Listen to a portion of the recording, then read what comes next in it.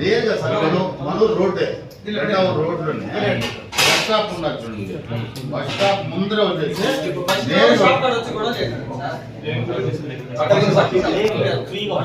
గొడవ చేసి మళ్ళీ ఆడ వీళ్ళ ఇంటికి ఆడ పోతారంటే మళ్ళీ వీళ్ళ ఇంటికి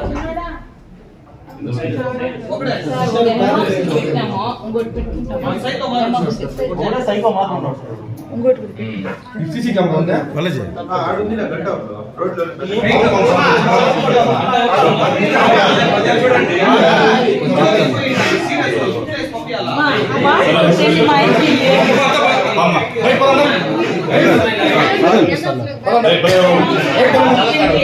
పీపీఆర్ జోన్ అని జౌరి స్ట్రీట్ ఒకటి ఉంది.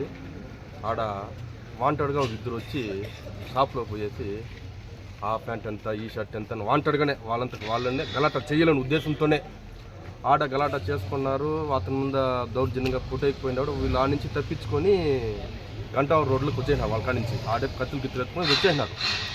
ఇంటికాడికి వచ్చినప్పుడు ఆడిద్దరు వచ్చి భవంత్ అనే అబ్బాయిని, మళ్ళా సన్నీ అనే అబ్బాయిని, సునీల్ అనే అబ్బాయిని ముగ్గురిని కత్తితో పొడిచేసి వాళ్ళు అట్లే చిత్తూరుకి వేసుకపోయినారని. వాళ్ళు ఎవరు ఇంకా తెలియలే. పోలీసు వాళ్ళకి ఇంటిమేషన్ ఇచ్చినాము. వాళ్ళు కూడా వచ్చి చూడాలి.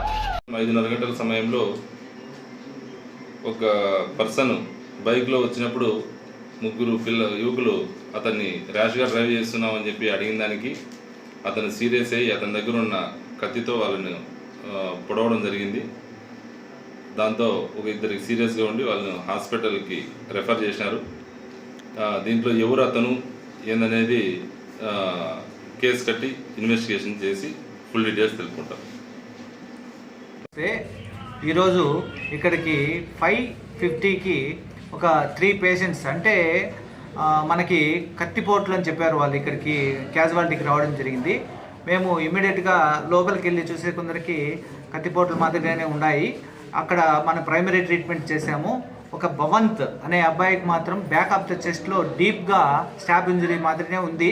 లోపలికి వెళ్ళేసి మా సర్జన్ గారు వచ్చారు. ఇక్కడికి వచ్చిన తర్వాత మేము అంతా ఎగ్జామిన్ చేసి సూచరింగ్ చేసి అతన్ని స్టెబిలైజ్ చేసి అతన్ని రెఫర్ చేశాము.